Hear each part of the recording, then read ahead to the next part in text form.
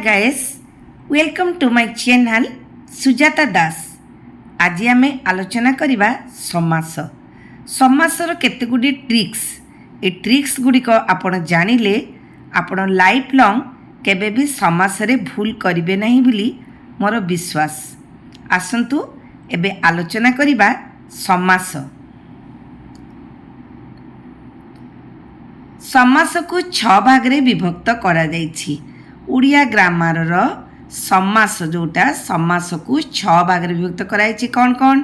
तत्पुरुष समास, कर्मधारय समास, दिगु समास, द्वंद्व समास, बहुब्रीहि समास, अव्ययीभाव समास।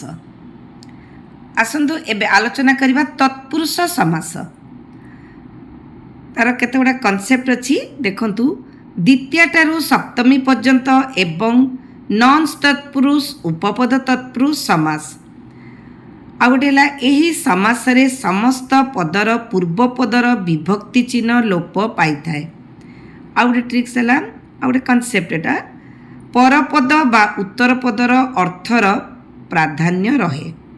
आसंतु एबे द्वितीय तत्पुरुष एवं तार ट्रिक्स कौन जानिबा।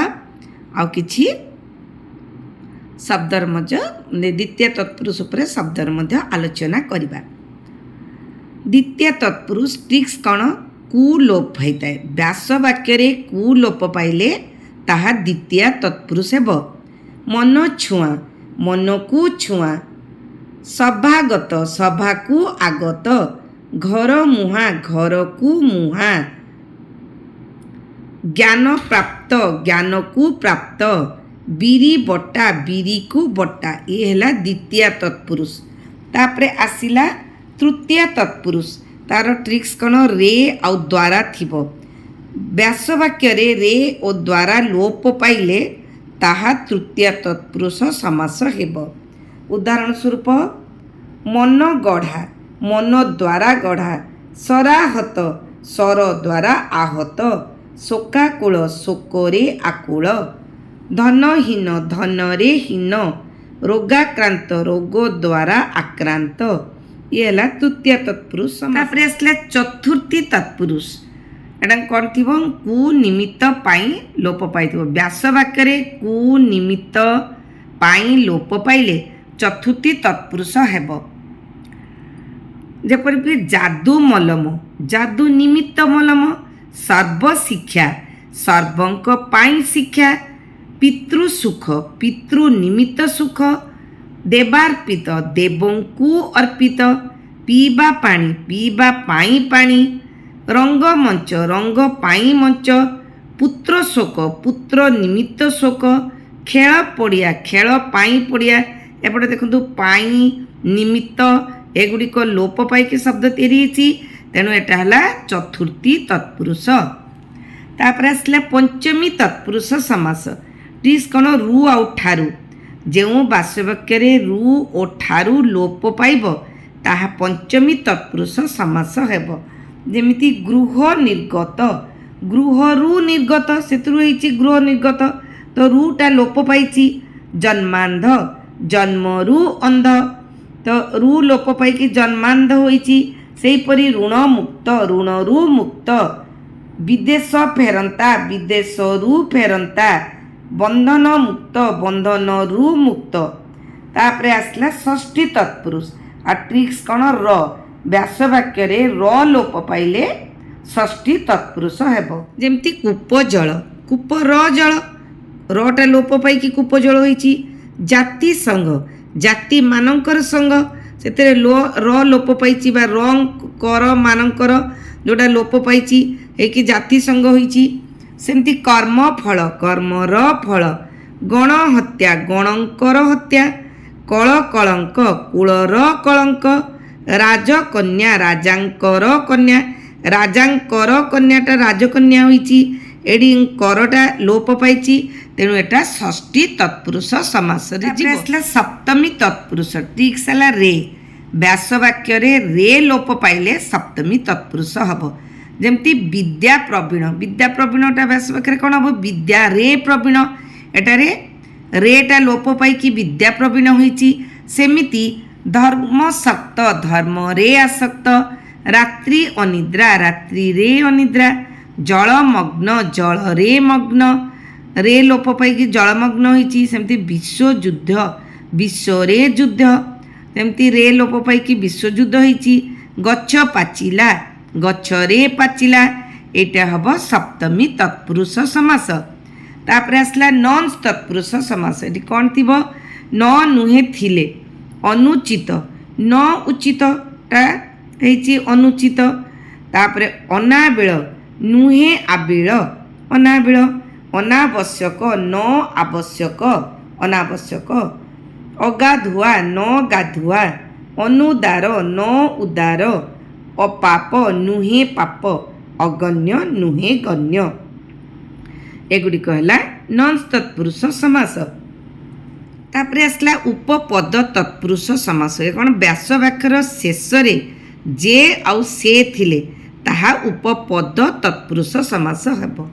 ଯେ ଆଉ ସେ ଯଦି ଥିବ ତାହେଲେ ହେବ ସେହା ଉପପଦ ତତ୍ପୁରୁଷ। ଯେମିତି ମଧୁପ, ମଧୁପାନ କରେ ଯେ ସେ, ସିଏ ହେଲା ମଧୁପ, ତେଣୁ ଏଇଟା ହେଲା ଉପପଦ ତତ୍ପୁରୁଷରେ ଯିବ।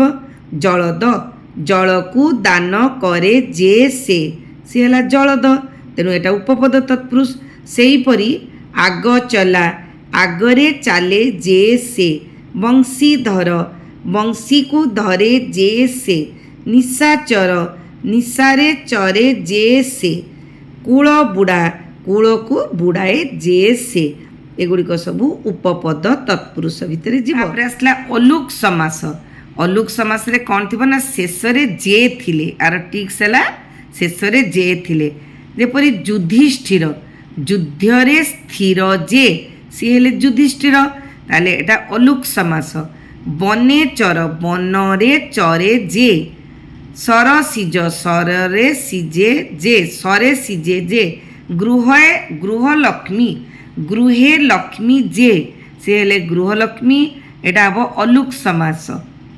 ତାପରେ ଆସିଲା କର୍ମଧାରୟ ସମାସ। କର୍ମଧାରୟ ସମାସ ତିନି ପ୍ରକାର। ସବୁ ପ୍ରକାର ସେଇ ଯେଉଁ ତିନି ପ୍ରକାରର ସମାସରେ ଅଟେ ଥିବ, ଆର ଟ୍ରିକ୍ସ ହେଲା ଅଟେ ଥିବ। କିନ୍ତୁ କର୍ମଧାରୟ ସମାସ ପୁଣି ତିନି ଭାଗରେ ବିଭକ୍ତ ହୋଇଛି। ସେଟା ହେଲା ବିଶେଷଣ ଓ ବିଶେଷ୍ୟରେ କର୍ମଧାରୟ, ବିଶେଷଣ ଓ ବିଶେଷଣରେ କର୍ମଧାରୟ, ବିଶେଷ୍ୟ ଓ ବିଶେଷ୍ୟରେ କର୍ମଧାରୟ।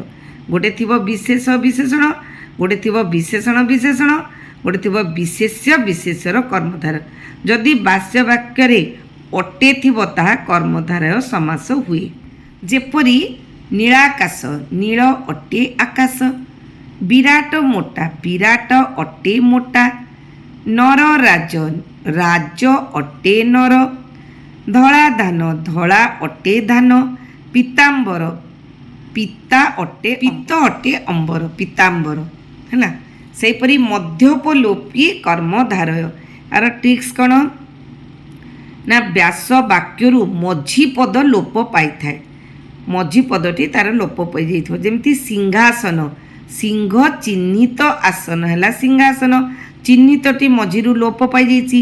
ଗଙ୍ଗା ନଦୀ, ଗଙ୍ଗା ନାମକ ନଦୀ। ନଡ଼ିଆ ଗଛ, ନଡ଼ିଆ ରୂପକ ଗଛ। ହାତ ଘଡ଼ି, ହାତ ତିଆରି ଘଡ଼ି। ତାପରେ ଏବେ ଆଲୋଚନା କରିବା ଉପମେୟ କର୍ମଧାରୟ ବା ଉପମିତ ସମାସ। ଟ୍ରିକ୍ସ କ'ଣ? ଶେଷକୁ ପରି ଲାଗିଥିବ।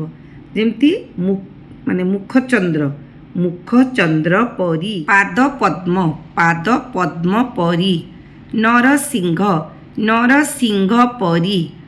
ଅଧର ବଲ୍ଲଭ, ଅଧର ବଲ୍ଲଭ ପରି। ତାପରେ ଆସିଲା ଉପମାନ କର୍ମଧାରୟ। ଟ୍ରିକ୍ସ କ'ଣ? ବାସ୍ୟବାକ ମଝିରେ, ମଝିରେ ପରିଥିବ। ଏଟା ସେଟା ଶେଷରେ ପରିଥିବ, ଏଟା ମଝିରେ ପରିଥିବ। କ'ଣ? ଘନଶ୍ୟାମ, ଘନ ପରିଶ୍ୟାମ। ବଜ୍ର କଠିନ, ବଜ୍ର ପରି କଠିନ। ତୁଷାର ଧବଳ, ତୁଷାର ପରି ଧବଳ।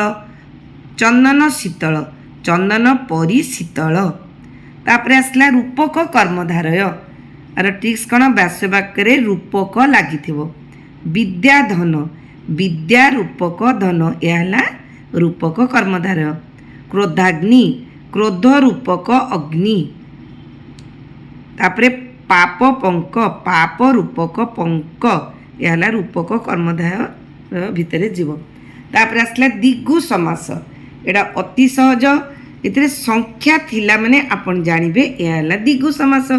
ସଂଖ୍ୟା ଆସିଲେ ଦିଗୁ ସମାସ ହୁଏ। ଯେମିତି ତ୍ରିଭୁବନନାଥ ମାନେ ତିନି ଭୁବନର ନାଥ ହେଲେ ତ୍ରିଭୁବନ ମାନେ ଭୁବନନାଥ, ତାହେଲେ ତ୍ରି ଆସିଲା, ଏଠି ସଂଖ୍ୟା ଆସିଲା, ତେଣୁ ଏଟା ହେଲା ଦିଗୁ ସମାସ। ସେମିତି 18 ନଳା, 18 ନଳର ସମାହାର, 18 ନଳା ଏଠି 18 ସଂଖ୍ୟା ଆସିଲା। ସପ୍ତାହ 7 ଦିନର ସମାହାର, ସପ୍ତାହ, ତେଣୁ ଏଇଟା ହେଲା ଦିଗୁ ସମାସ। ସଂଖ୍ୟା ଆସିଲା ମାନେ ଆଖି ବୁଝିକି ଆପଣ ଜାଣିବେ ଏହା ଦିଗୁ ସମାସ। ତାପରେ ଆସିଲା ଦ୍ୱନ୍ଦ୍ୱ ସମାସ। ବ୍ୟାସ ବାକ୍ୟରେ ଓ ଥିଲେ ସେଇଟା ହେବ ଦ୍ୱନ୍ଦ୍ୱ ସମାସ। ଏହାର ପୂର୍ବ ଓ ପରପଦର ପ୍ରାଧାନ୍ୟ ଥାଏ। ଯେମିତି ହରିହର, ହରିର ବି ପ୍ରାଧାନ୍ୟ ଅଛି, ହରର ବି ପ୍ରାଧାନ୍ୟ ଅଛି, ଆଉ ଏଥିରେ ଓ ମଧ୍ୟ ଲାଗିଛି, ତେଣୁ ଏହା ହେଲା ଦ୍ୱନ୍ଦ୍ୱ ସମାସ। ହରି ଓ ହର। ଲକ୍ଷ୍ମୀ ନାରାୟଣ, ଲକ୍ଷ୍ମୀ ଓ ନାରାୟଣ। ବାପା ମା, ବାପା ଓ ମା। ଭାତ ଡାଲି, ଭାତ ଓ ଡାଲି। ଦିନ ରାତି, ଦିନ ଓ ରାତି। ସଞ୍ଜ ସକାଳ, ସଞ୍ଜ ଓ ସକାଳ। ଏଇଟା ଦ୍ୱନ୍ଦ୍ୱ ସମାସ, ଆପଣମାନେ ଆଖି ବୁଝିକି କରିବେ ଏହା ଦ୍ୱନ୍ଦ୍ୱ ସମାସ। ତାପରେ ଆସିଲା ବହୁବ୍ରୀହି ସମାସ। ଏହାର ଟ୍ରିକ୍ସ କ'ଣ? ସମସ୍ତ ପଦର ଅର୍ଥକୁ ନ ବୁଝାଇ ଅନ୍ୟ ଅର୍ଥ ପ୍ରକାଶ କରେ। ଯେମିତି ଚକ୍ରପାଣି, ଚକ୍ରପାଣିର ଅର୍ଥ କ'ଣ? ନାରାୟଣ। ଚକ୍ର ପାଣିରେ ଯାହାର ସେ, ଯେ ଚକ୍ରପାଣି ନାରାୟଣ ବୋଲି ଆପଣ ଯଦି ବୁଝୁଛନ୍ତି ତାହେଲେ ଆଖି ବୁଝିକି କରିବେ, ଏହା ହେଲା ବହୁବ୍ରୀହି ସମାସ। ଏହାର ସମସ୍ତ ପଦର ଅର୍ଥକୁ ନ ବୁଝାଇ ଅନ୍ୟ ଅର୍ଥ ପ୍ରକାଶ କରେ, ତେଣୁ ଏଇଟା ଆଖି ବୁଝିକି ଆପଣ ଜାଣିପାରିବେ ଯେ ଏହା ହେଲା ବହୁବ୍ରୀହି ସମାସ। ନୀଳାମ୍ବର, ବଳରାମକୁ କୁହାଯାଏ। ନୀଳ ଅମ୍ବର ଯାହାଙ୍କର ସେ, ନୀଳାମ୍ବର, ଏଇଟା ବହୁବ୍ରୀହି ସମାସ। ଦଶାନନ, ଦଶାନନ କାହାକୁ କୁହାଯାଏ? ରାବଣଙ୍କୁ। ତ ଦଶ ଆନନ ଯାହାର ସେ, ଏଇଟା ଦଶାନନ, ତେଣୁ ଏଇଟା ହେଲା ବହୁବ୍ରୀହି ସମାସ। ଚନ୍ଦ୍ରଚୂଡ଼, ଚନ୍ଦ୍ରଚୂଡ଼ କାହାକୁ କୁହାଯାଏ? ଶିବଙ୍କୁ। ମାନେ ଚନ୍ଦ୍ରଚୂଡ଼ ଯାହାର ସେ, ହେଲା ବହୁବ୍ରୀହି ସମାସ। ବୀଣାପାଣି, ବୀଣାପାଣି କାହାକୁ କୁହାଯାଏ? ସରସ୍ୱତୀ, ସରସ୍ୱତୀଙ୍କୁ ବୀଣାପାଣି କୁହାଯାଏ।